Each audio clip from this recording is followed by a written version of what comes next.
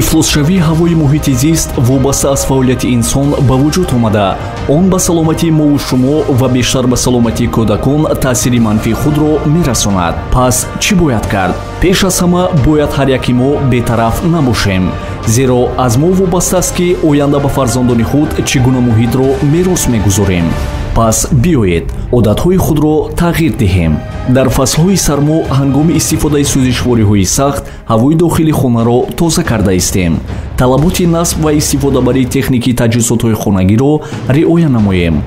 гулҳо ва растаниҳои хонагиро зиёд намоем ва ҳамасола дар кабудизоркунии хона, маҳалла ва шаҳру ноҳияҳо саҳмгузор бошем. дар оянда вобастагии худро ба сӯзишвории канданиҳо коҳиш диҳем. истифодаи энергияи офтоб ва бодро зиёд карда ба мошинҳои гибридӣ ё электрикӣ афзалият диҳем. биёед ба ифлосшавии ҳаво роҳ надиҳем, зеро ҳавои тоза кафолати ҳаёти солим аст.